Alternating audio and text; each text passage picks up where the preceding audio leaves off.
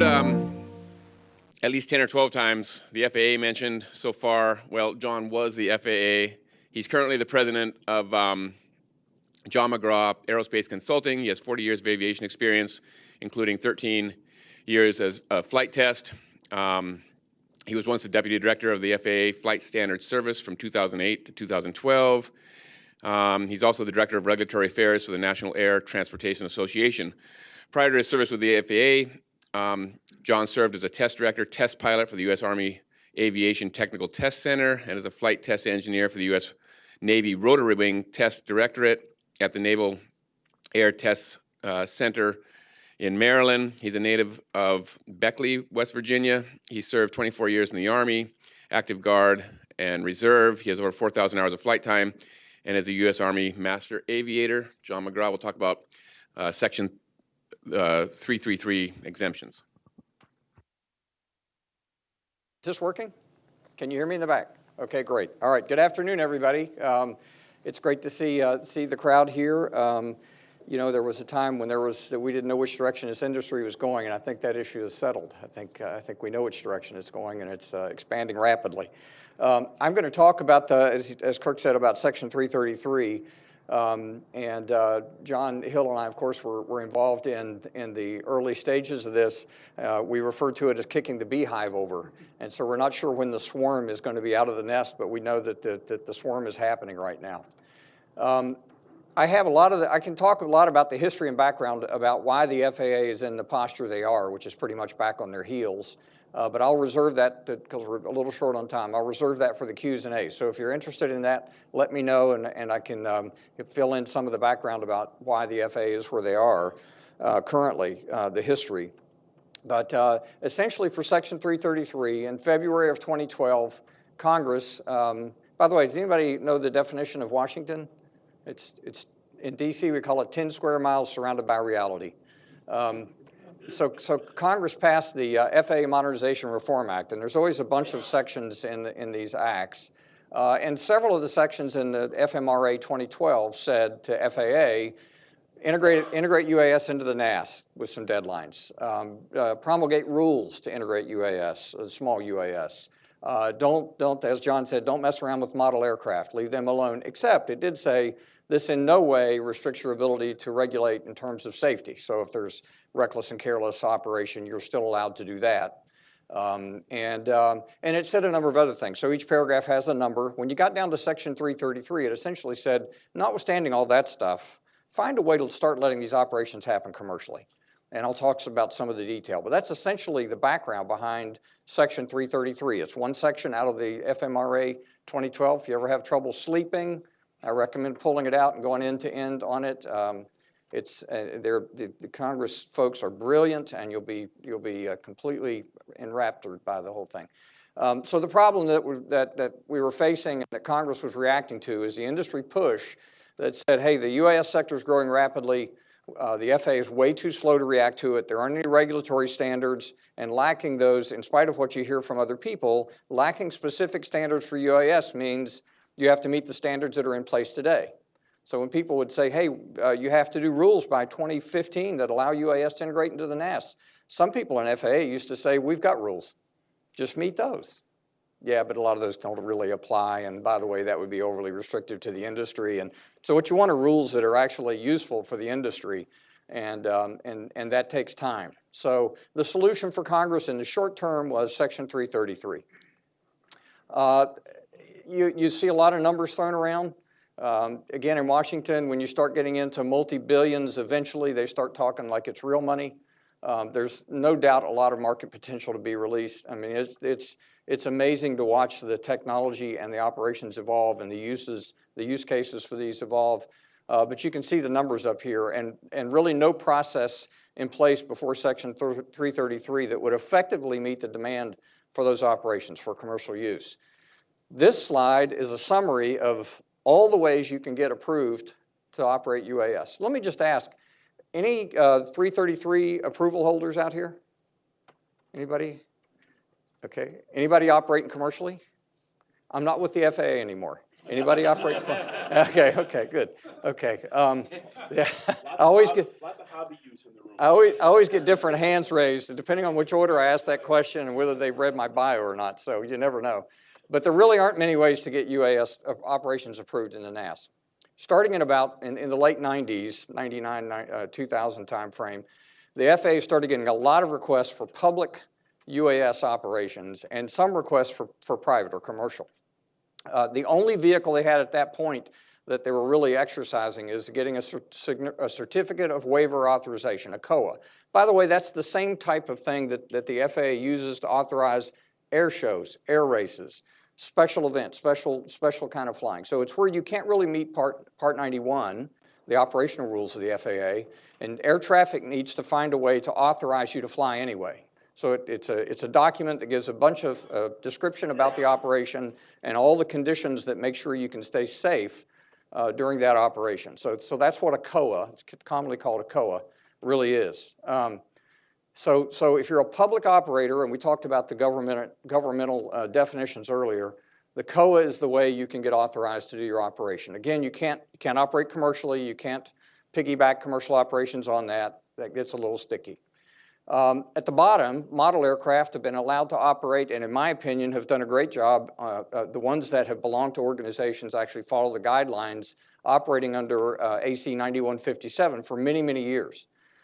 The difference is, in the past, people that had those aircraft were actually hobbyists, enthusiasts, and probably had built some, started small, built their way up before they got to a B-52 size model. And typically, most of them belong to clubs. They fly in established areas. They have a reason to make sure that they met all the airspace requirements so they could continue to exist. There were a lot of things in place that I think still exist today for people that operate under AMA guidelines and this old advisory circular that have kept them having a pretty good safety record. Unlike people that just, the people sometimes just buy an aircraft off Amazon and start flying it. I've had a lot of people come up and say, yeah, I spent $1,000 on Amazon, and the second flight my son wanted to see how high it would go, so we're out $1,000. No idea where it is. A lot of people come up and say that. So there's a little less structure around those kind of operations, and I think I agree with John. I think that's where the big safety issue really is. The middle slice there, civil operations, before FMA, the FMRA 2012, there are only two ways: a special airworthiness certificate in the experimental category, or a type certificate in restricted category. That's it. So all the way you can, you notice I didn't put any gray areas on here. These are the methods you can use to get authorized to fly unmanned aircraft in the NAS. By the way, the FAA's definition of navigable airspace is anywhere you're not inside. So the Oklahoma regulation that says I think it said you can shoot one down unless you're in FAA regulated airspace. I don't think that law is going to stand. I'm not a lawyer, but I'm just thinking that might not stand. So in order to fly in the U.S. airspace, you're required to have several things: a pilot certificate, an airworthiness certificate that's valid, et cetera. So the FAA doesn't have criteria in place currently for valid airworthiness of the aircraft. So there aren't standards. And if you're familiar with federal regulations, there are standards that define how small aircraft, general aviation aircraft, are built. There are standards that define how it's called Part 25, transport category, the big airplanes are built. There are standards for engines and propellers. Those aren't established yet for unmanned aircraft. So the approvals under these two categories, the Special Airworthiness Certificate Experimental and the Type Certificate, are developed by a lot of interaction with the FAA and the applicant. A lot of time, sometimes 2 years worth of documentation, engineering analysis, probabilistic analysis, a lot of that kind of work. So the first category is, it allows you to do R&D, training, market survey, but you can't do compensation and hire. So the Special Airworthiness Certificate is useful, but not really for commercial operations unless you're just using it to experiment with different vehicles or operations prior to going commercial. There have been about 50 of those issued so far. The type certificate in the restricted category is limited for very special purpose operations and currently requires that the vehicle has some kind of established background. It's really designed for military aircraft coming out of the military and being used civilly. So for instance, the one restricted category that has been issued, the BP, I think, is the one they're talking about. It was an air vehicle that had a background of military operations, so they could look at that record of operations and get some feel for how the airworthiness, how the vehicle would operate in the U.S. NAS in terms of reliability, controllability, et cetera. And that's the basis for that type certificate. So these are pretty cumbersome. I won't get into all the details, but there really needed to be some other way. Section 333 is that way. Congress, again, they're geniuses. They said the secretary, the DOT secretary, can authorize commercial operations, which created a lot of question about, does the secretary really have to do that? No, it really means the FAA. It's delegated down to the flight standards director level, essentially. Could authorize these operations under, and considering these factors that I've listed here. I won't go through all of them, but a couple of them are key. They're essentially safety. You know, how can you operate safely, and security. It didn't restrict a particular size, by the way. It didn't say 55 pounds or less. It just said consider size, weight, and speed. And it included homeland security. So a lot of you are probably questioning why you require a pilot certificate in some other aircraft that doesn't have anything to do with flying unmanned aircraft. Why is the FAA requiring a pilot certificate? Well, there are two reasons. One is this mention of homeland security. If you get a pilot certificate, you're automatically vetted prior to receiving that certificate on a bunch of different lists. So you're checked against a bunch of lists to see if you pose a potential threat to national security. That's first. Secondly, if the FAA gives you a certificate, they then have something to take away. So that's part of the rationale behind it. It's if they need to take certificate action, if they haven't given you a certificate, it's difficult to take certificate action should you do something like the video we saw earlier. By the way, on that video, the big flat area, I think, was the hospital helipad that the vehicle flew across several times in making this video, which is one of the reasons the FAA was unhappy with them. Section 333 allowed the secretary also to waive two requirements. One is the requirement for an airworthiness certificate. First time I know of that this has been done. Secondly is to waive the requirement for a COA. So the FAA chose to waive the airworthiness certificate requirement, but they didn't choose to waive the COA. I think they should have, but they didn't. So in September of 2014, shortly, not too long after we got the first 7 approvals, the FAA published a document that gave guidance on how to petition for an exemption. So you can read that if you want. It's relatively easy to find, and you can always contact us if you can't find it. But it goes through part 11 is the regulation that describes how to get an exemption. There are really 2 tests. One is that it has to be in the public interest, not your interest, not that you can make money and that helps the gross domestic product of the U.S. It has to be in the greater public interest, and it has to be equivalently safe. So you have to be able to describe how you're going to maintain safety. Part of that has been the documents like operations manuals, training manuals, maintenance manuals. What we do with our clients is 2 manuals. One is an ops manual, and the other is an aircraft flight manual. And we do that because the FAA inspectors know what that looks like. And so if they happen to come on site or happen to question something you did, they'll have a familiar looking document, same format. They know what that is. They know where to find the material. Just looking ahead will make things easier should you have the opportunity to interface with FAA inspectors.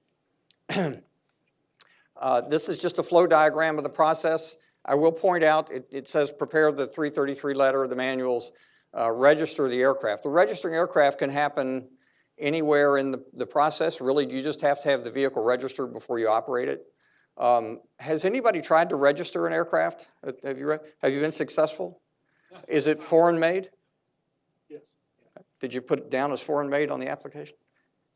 I'm unclear. Okay, I'm not quizzing you. The reason I'm asking is there's a dilemma right now. Normal aircraft, manned aircraft, when you register it, if it's a foreign made aircraft, you have to have a letter from the regulatory authority in that country saying this aircraft is not registered in our country.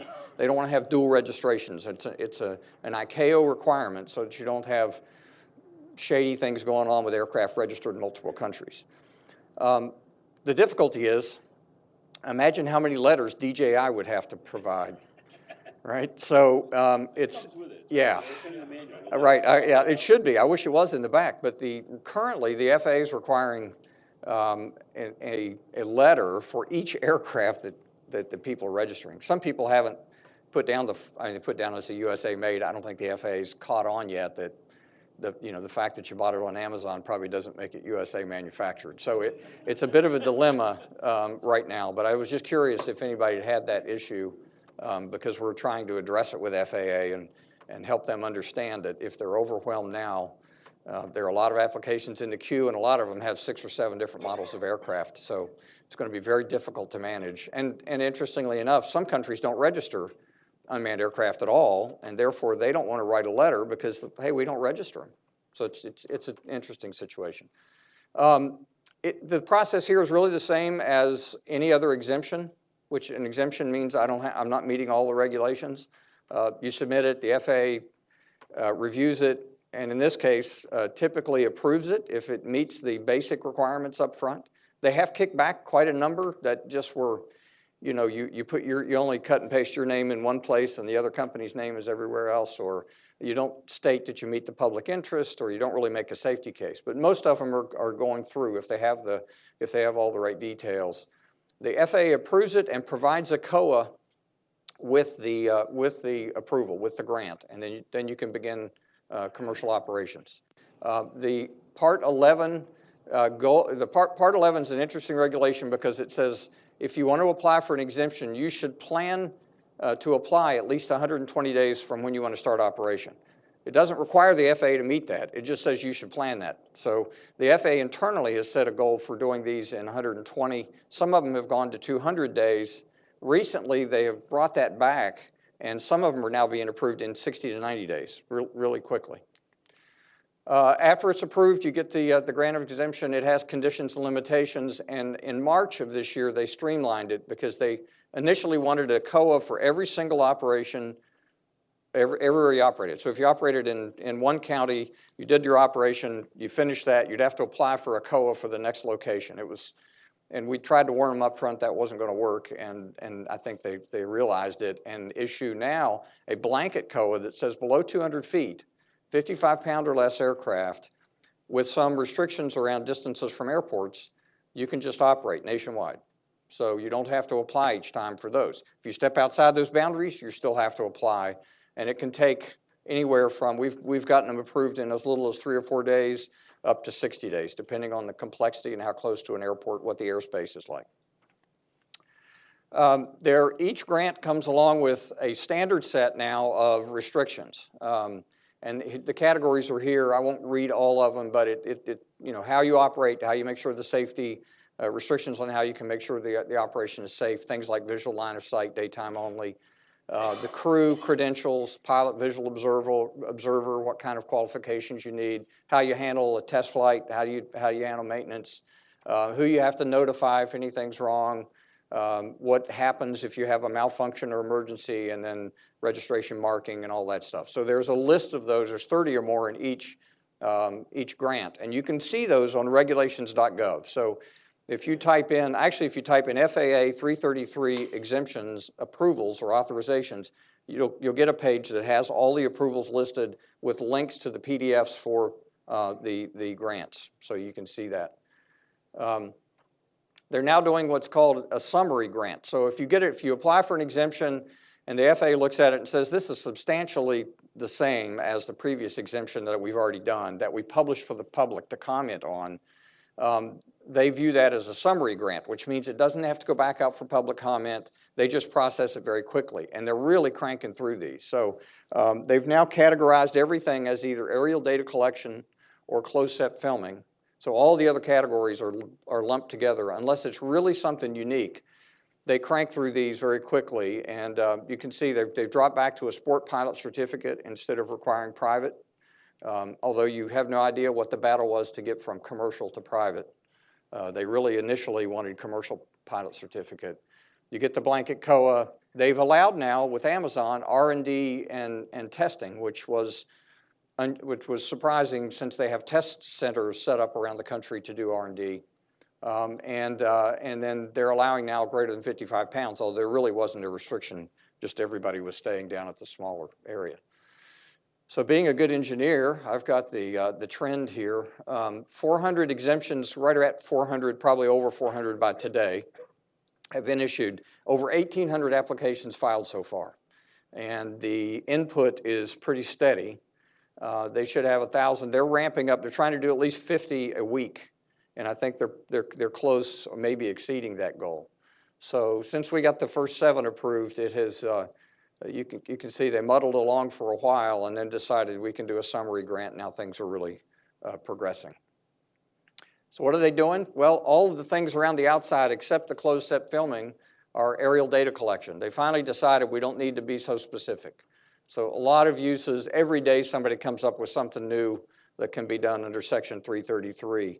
The key is to remember, if it's commercial operation, you have to have an approval to do it. So even, I mean, it sounds ridiculous, but a farmer surveys his own crops. We used to say that's fine, it's his own crop. The FMRA 2012 language in the FAA lawyers believe tightened that language to say you can't even do that incidental to a commercial operation. To which I said, well, if I'm the farmer, I'm going to say my hobby is crop photography. So it's just a hobby. I'm off duty during those hours. It's hard to enforce. If you charge your neighbor $20 to survey their crops, commercial operation, sorry, you've got to have this or something else, some other way. You've got to be approved. So really no gray area in FAA eyes. Just briefly, a couple other policy efforts. You've heard about the Pathfinder programs, maybe CNN and others, Precision Hawk and the railroad. The FAA has signed agreements with them to do research and development on how the vehicles could be type certified and used for these operations. So how can the technology come to bear to make these operations safe and acceptable? There are test sites around the country that are, some of them are making money and some of them are struggling. Congress required the FAA to set up the test sites and gave no money for it. So that's difficult. I mean, it's, and the FAA had already set up one test site and had almost no business there. So 5 more probably hasn't helped that much. But, as the business, as the industry grows, there may be more and more use for those.